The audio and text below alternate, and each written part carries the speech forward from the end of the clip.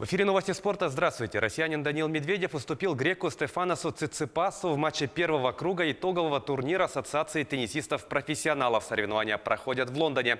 Встреча завершилась со счетом 7-6, 6-4 в пользу 21-летнего грека. Спортсмены встречались между собой в 6-й раз. Во всех предыдущих матчах побеждал россиянин. Медведев и Циципас выступают в группе Андре Агаси, где также играет испанец Рафаэль Надаль и немец Александр Зверев. Последний станет следующим соперником 23-летнего Медведева. Встреча между ними состоится 13 ноября. Итоговый турнир ATP завершится 17 числа.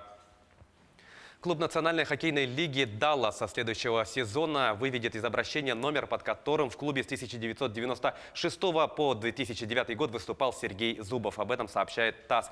Российский защитник выступал за «Даллас» под 56-м номером. За клуб он провел 12 сезонов и стал обладателем Кубка Стэнли в 1999 году. В общей сложности он сыграл 1228 матчей в НХЛ, в которых забросил 176 шайб и сделал 712 ассистов. Зубов стал шестым хоккеистом в истории «Далласа», чей игровой номер был выведен из обращения.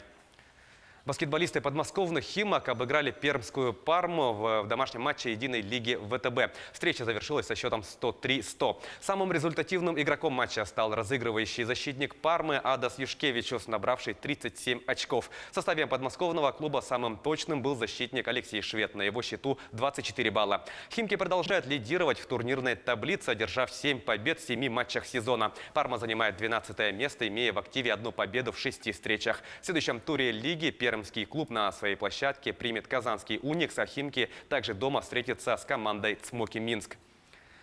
Правильная подготовка сборной России по футболу является ключевым аспектом в преддверии матча отборочного турнира чемпионата Европы против команды Бельгии. Такое мнение высказал главный тренер сборной Станислав Черчесов. Напомню, российские футболисты уже обеспечили себе участие в финальной части турнира. Сейчас команда находится на второй позиции группы А, набрав 21 очко. Лидирует сборная Бельгии, в активе которой 24 пункта. Помимо игры с бельгийцами, которая состоится 16 ноября в Санкт-Петербурге, россияне 3 днями позднее проведут гостевой матч с командой Сан-Марино.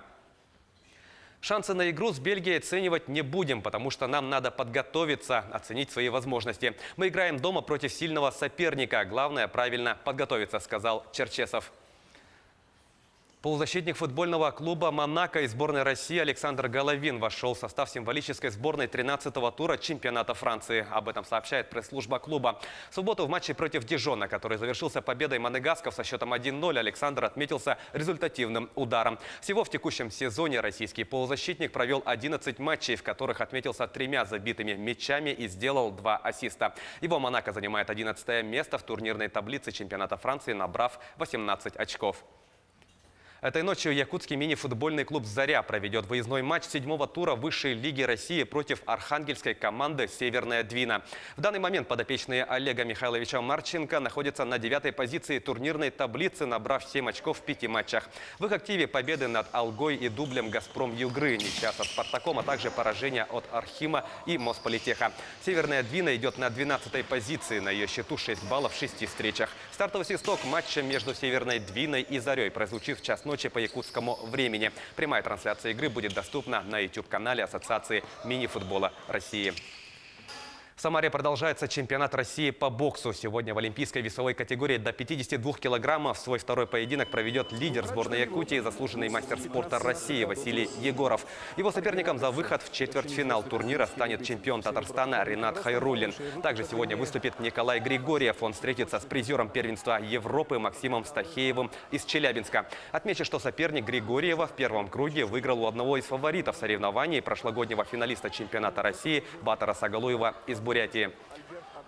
К этому часу это все спортивные новости. Мы продолжаем следить за событиями в жизни российского и мирового спорта.